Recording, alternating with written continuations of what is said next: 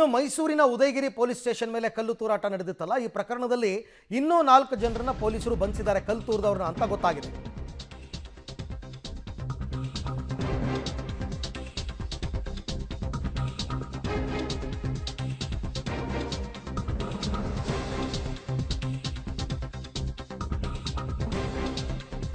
ಕಲ್ಲು ತೂರಾಟ ಪ್ರಕರಣದಲ್ಲಿ ಬಂಧಿತರ ಸಂಖ್ಯೆ 20ಕ್ಕೆ ಏರಿಕೆಯಾಗಿದೆ. ಇನ್ನಷ್ಟು ಆರೋಪಿಗಳ ಬಂಧನಕ್ಕೆ ಬಲೆ ಬೀಸಿದ್ದಾರೆ ಸಿಸಿಬಿ ಪೊಲೀಸರು.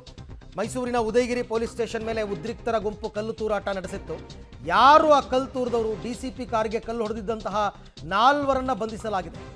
ಸಿಸಿಟಿವಿ ಮತ್ತು ಮೊಬೈಲ್ ವಿಡಿಯೋವನ್ನು ಆಧರಿಸಿ ಈಗ ಮತ್ತೆ 4 ಜನರನ್ನ ಬಂಧಿಸಿದ್ದಾರೆ. ನೋಡಿ, ಅಲ್ಲಿ ನಾವು ಮಾರ್ಕ್ ಮಾಡಿ ತೋರಿಸ್ತಾ ಇರ್ತಕ್ಕಂಥದ್ದು ಡಿಸಿಪಿ ಕಾರು.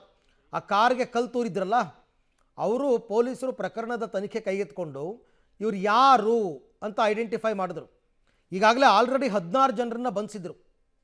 ಈಗ ಮತ್ತೆ 4 ಜನರ ಬಂಧನ ಆಗಿದೆ. ಹಾಗಾಗಿ ಒಟ್ಟು 20 ಜನರ ಬಂಧನ ಆಗಿದೆ. ಇನ್ನೂ ಕೆಲವರು ಇದ್ದಾರೆ. ಅವರನ್ನು ಬಂಧಿಸುವ ನಿಟ್ಟಿನಲ್ಲಿ ಪೊಲೀಸರು ಈಗ ಕ್ರಮ ತಗೊಂಡಿದ್ದಾರೆ. ಈ ಬಗ್ಗೆ ಮತ್ತಷ್ಟು ಮಾಹಿತಿ ನನ್ನ ಕೊಲೀಗ KP ನಾಗರಾಜ್ ಅವರಿಂದ ಪಡ್ಕೊಳ್ಳೋಣ. KP, ಹಾಗೆ ನೋಡೋಕೆ ಹೋದರೆ ಈ ಗಲಾಟೆ ನಡೆದಿದ್ದು ರಾತ್ರಿ ವೇಳೆಯಲ್ಲಿ. ಸ್ವಲ್ಪ ಮುಖಗಳನ್ನ ಪತ್ತೆ ಹಚ್ಚೋದು ಕಷ್ಟ ಆಗುತ್ತೆ ವಿಡಿಯೋಗಳಲ್ಲಿ. ಆದರೂ ಪ್ರಯತ್ನ ಪಟ್ಟು ಈಗ 20 ಜನರನ್ನ ಅರೆಸ್ಟ್ ಮಾಡಿದ್ದಾರೆ ಅಂತಕ್ಕಂಥದ್ದು ಮಾಹಿತಿ. ಅಪ್ಡೇಟ್ಸ್ ಏನಿದೆ ಅಂತ?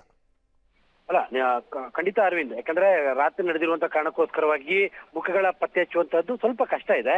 ಆದ್ರೂ ಕೂಡ ಈಗ ಸಿಗ್ತಾ ಇರುವಂತಹ CCTV ಫುಟೇಜ್ಗಳಿರ್ಬೋದು ಮತ್ತು ಮೊಬೈಲ್ನ ದೃಶ್ಯಾವಳಿಗಳಿರ್ಬೋದು, ಜೊತೆಗೆ ಪೊಲೀಸ್ನವರೇ ತಕ್ಕೊಂಡಿರುವಂತಹ ವಿಡಿಯೋಗಳಿರ್ಬೋದು, ಆ ವಿಡಿಯೋಗಳ ಆಧಾರದಲ್ಲಿ ಈಗ ಇದನ್ನ ಆರೋಪಿಗಳ ಪತ್ತೆ ಹಚ್ತಾ ಇರುವಂತದ್ದು. ಪ್ರಮುಖವಾಗಿ DCP ಅವರ ಕಾರಿನ ಮೇಲೆ ಕಲ್ಲು ತೂರಾಟ, ಅದೊಂದು ವಿಡಿಯೋವನ್ನು ಕೂಡ ತಾವು ಗಮನಿಸಿರ್ಬೋದು. ಆ ಕಲ್ಲು ತೂರಾಟವನ್ನ ಮಾಡಿದಂತಹ 4 ಜನ ಪ್ರಮುಖರನ್ನು ಕೂಡ ಈಗ ಪೊಲೀಸರು ಬಂಧಿಸಿರುವಂತದ್ದು. ಅಲ್ಲಿಗೆ ಉದಯಗಿರಿಯ ಪ್ರಕರಣಕ್ಕೆ ಸಂಬಂಧಪಟ್ಟಂತೆ ಬಂಧಿತರ ಸಂಖ್ಯೆ 20ಕ್ಕೇರಿದೆ. ಈ ಸಂಖ್ಯೆ ಇನ್ನೂ ಜಾಸ್ತಿ ಆಗುವಂತಹದ್ದು ಸಾಧ್ಯತೆಗಳು ಕೂಡ ಜಾಸ್ತಿ ಇದೆ. ಯಾಕಂದ್ರೆ ಪ್ರಕರಣದಲ್ಲಿ ಆರೋಪಿಗಳ ಸಂಖ್ಯೆ ತುಂಬಾ ಇದೆ. ಮಾಬಿನ ಲೆಕ್ಕದಲ್ಲಿ 1,000 ಜನ ಇದ್ರೂ ಕೂಡ ಪ್ರಮುಖವಾಗಿ ಅದರಲ್ಲಿ ಗಲಾಟೆ ಮಾಡಿರುವ ಸಂಖ್ಯೆ 100ಕ್ಕೂ ಕೂಡ ಅಧಿಕವಾಗಿದೆ. ಹಾಗಾಗಿ ಕಲ್ಲು ತೂರಿದ ಪ್ರತಿಯೊಬ್ಬರನ್ನು ಬಂಧನಕ್ಕೆ ಪೊಲೀಸರು ಈಗ ಬಲೆಯನ್ನ ಬೀಸ್ತಾ ಇದ್ದಾರೆ. ನೀವು ಯಾವಾಗ ಒಂದು 23 ಜನ ಅರೆಸ್ಟ್ ಆಗ್ಬಿಡ್ತಾರೋ ಅರವಿಂದ್, ಆ ನಂತರದಲ್ಲಿ ಆ ಚೈನ್ ಲಿಂಕ್, ನಿಮ್ ಜೊತೆಲಿ ಯಾರಿದ್ರು, ನಿಮ್ ಜೊತೆ ಇನ್ಯಾರು ಬಂದಿದ್ರು ಅನ್ನುವಂತ ಲಿಂಕಿನ ಆಧಾರದ ಮೇಲೆ ಮತ್ತೊಂದಿಷ್ಟು ಜನರ ಬಂಧನವೂ ಕೂಡ ಆಗ್ಬಿಡುತ್ತೆ.